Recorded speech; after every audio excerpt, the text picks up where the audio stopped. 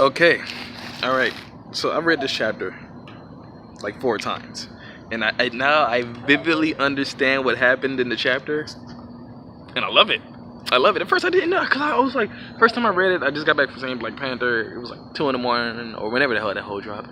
I was reading it and I was half. I was like, bro, what the fuck is happening? It was so many woozes. I didn't really get what was happening in the fight. I woke up again. I wrote it this morning. I was understanding it more. I just kind of read it again. I'm looking at every single panel. This fight was this shit. Oh my god! Like I didn't get what Snakeman was doing. Like I got it. Like he was throwing punches, but they were faster punches, but I didn't really quite understand why that shit is insane. The fight initiated. He threw a punch at Katakuri. He dodged it. It went around already. The second he dodged into it. Well, he had to immediately duck. By the time he ducked, it was already coming back. Every time it turns, it gets faster. That's insane. Katakuri blocked it. I believed. He threw. Oh no! The one it came from the side and hit him after he ducked. My God! And then there were so many instances when those Snake Man punches were blowing my mind. It's just a non-stop barrage. But Katakuri was like, it was intense for him, but it wasn't like he was just getting the handle. Kind of like when Doflamingo started awakening against Luffy's Bounce Man. You know, it wasn't like just the end for Doflamingo. He fought back. But like Katakuri wasn't just getting handled. Like it's crazy because Luffy was throwing jet culverins. And they were going, and Katakuri, there was one point where he was flipping through him, and then he kicked him in the face. I ain't seen no shit like that since when Luffy tried to Gatling Lucci, and Lucci caught both the arms and swung him around and threw him. My bad, not Lucci, Inaru. I think they both did that, but fuck it. You get what I'm saying. Oh my god. There was one instance where Katakuri hit him with a grilled mochi, and Luffy got him with a jet carver at the same time. Like, it was blowing my mind because these punches were insanely fast, just building momentum, and they were hitting hard. Like the impact. Oh, dude, Snakeman is dope. I like it. When I don't understand what's going on, it's like he's just shooting a minigun at you out of his arm. It never stops. It never stops. It's insane. Like, wow. And then you gotta understand, man. He's using haki.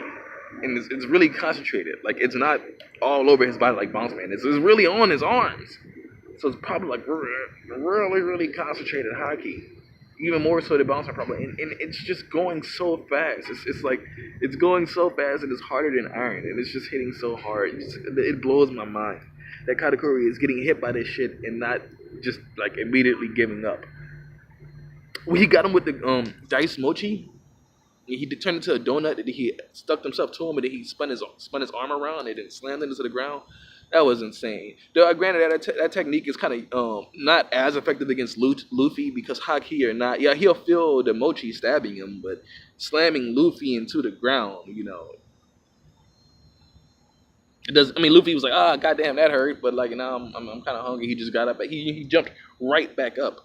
So I don't get why Katakuri is going to try to do that technique again. I guess the impact of the stabbing by the mochi and it hitting you, that's going to hurt like hell. But the slam, I really don't think it did too much to Luffy at all. The fact that Luffy's still going, God, using a whole Gear 4 form, his durability is insane. His damage output is insane. What he can take is insane.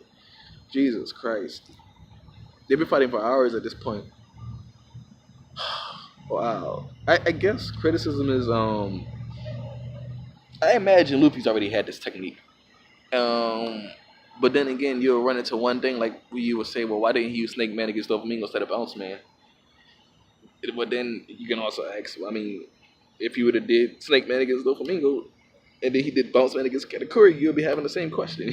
You know what I'm saying? So it doesn't really. I would imagine it's just another technique Luffy needed to develop.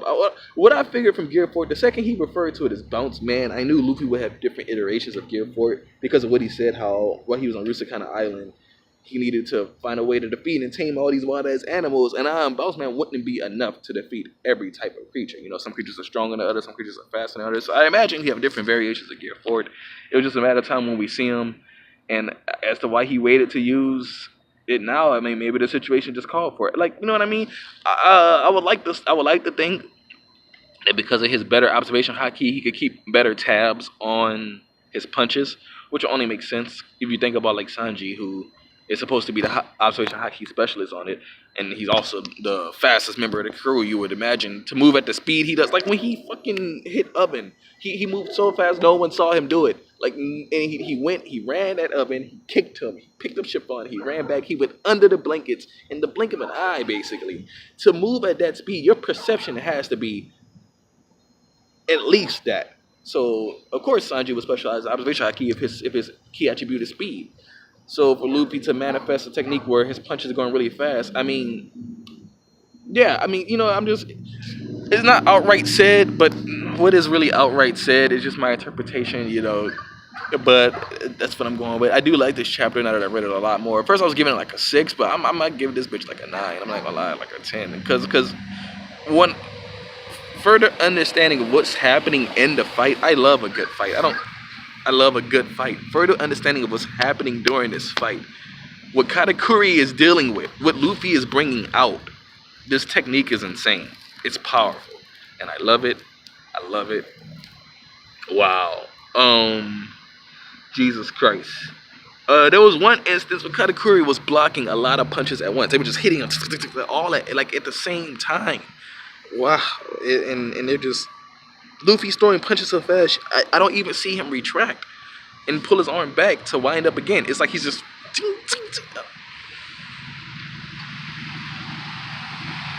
I like it. I like it. He referred to it as a jet cauldron, specifically. So does that mean he have like a jet Leo bazooka, a jet Schneider? You know, I'm just thinking. Which I guess this would be like...